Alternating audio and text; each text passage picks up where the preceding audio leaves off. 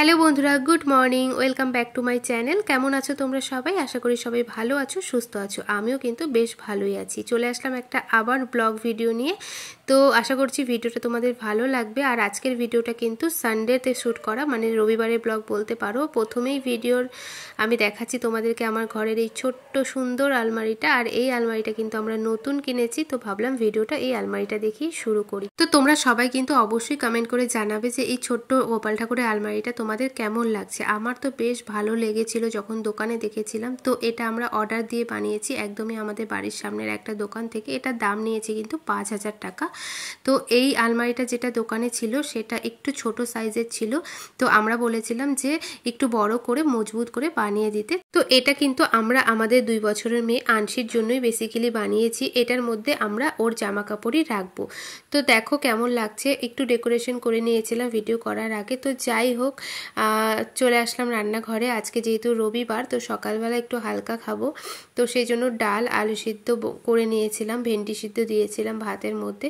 আর এদিকে পেঁয়াজ রসুন আদা কেটে রেখেছি, চিকেন করব দুপুরবেলার, তো সেই জন্য। আর এদিকে জিরা ভেজে রেখেছিলাম, আমরা ভাজা জিরাই খাই, মানে মশলাতে জিরের গুঁড়োটা ইউজ করি না। আর এদিকে দেখো পাঁপড় ভেজে রেখেছি।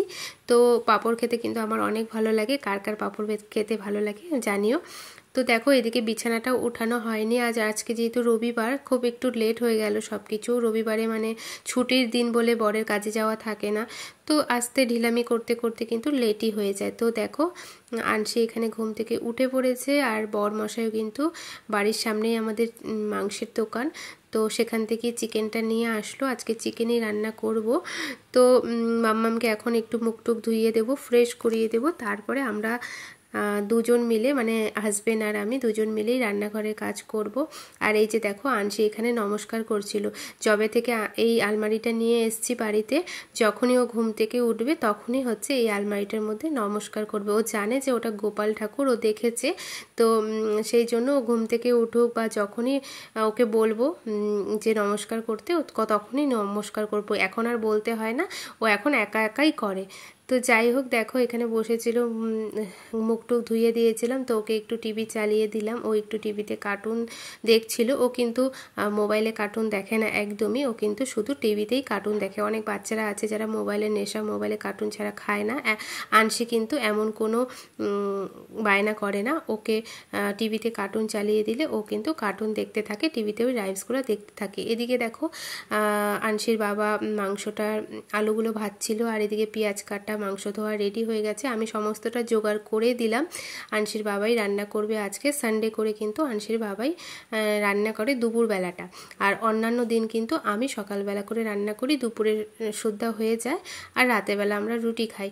তো যাই হোক, সকালে যেহেতু আমরা আলু সিদ্ধ ভাত করেছিলাম, তো সেই জন্য দেখো আলু সিদ্ধটা এখানে মাখবো বলে পেঁয়াজ কেটে তেল লবণ দিয়ে নিলাম। আর আমরা কিন্তু এভাবেই মিলেমিশে কাজ করি।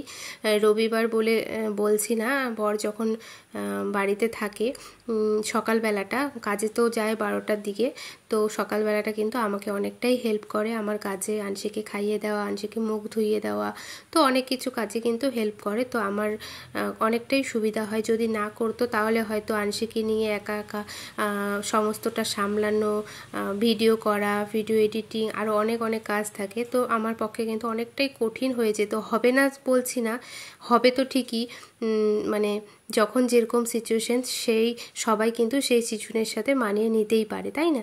কিন্তু কষ্ট হতো একটু, সেটাই আর কি কথা। তো যাই হোক, যেহেতু আনসির বাবা অনেকটাই সাহায্য করে, অনেকটাই হেল্প করে, তো সেই জন্য অনেকটা ইজি হয়ে যায় আমার জন্য। তবে আনসির বাবা যখন বাইরে কাজে যায়, ও তো মাঝে মাঝেই বাইরে যায়, কখনো গ্যাংটক, কখনো দার্জিলিং, কখনো আসাম, গুয়াহাটি, তো বাইরে যেতেই লাগে ওর কাজের জন্য।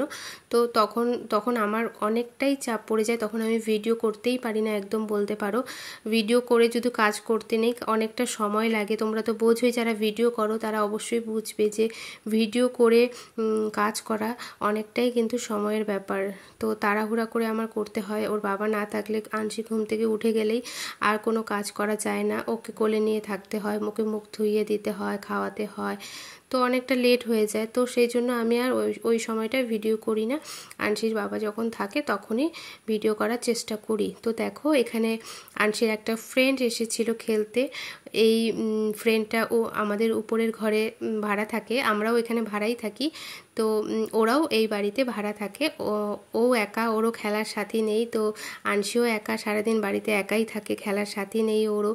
তো কি করবে, দুজন মিলে ভালো জুটি হয়েছে। যখনই ফ্রি থাকে, পড়া থাকে না, ও তো পড়াশোনা করে, তো যখন ও ফ্রি হয় তখন কিন্তু চলে আসে আনসির সাথে খেলা করতে। আনসিও ওকে পেয়ে কিন্তু অনেক খুশি হয়, যেহেতু সারাদিন একা থাকে, তো সেই জন্য একটা খেলার সাথী পেলে কিন্তু খুশি হয়। তো দেখো এখানে ওরা পুতুল নিয়ে মারপিট করছিল।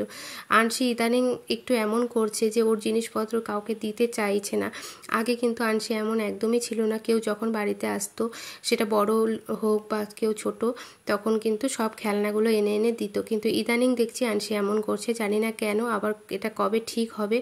তো বড়মশাইকে বলেছিলাম রান্নাঘরের উপরটা একটু পরিষ্কার করে দাও, কারণ উপরটা আমার হাত পাই না, অনেকটা উপরে। তো সেই জন্য বললাম উপরটা তুমি পরিষ্কার করে দাও, আমি নিচটা করে নেব। তো সেই জন্য উপরটা পরিষ্কার করছিল। আর এদিকে আমি আনসিকে ডিম সিদ্ধ খাওয়াচ্ছিলাম।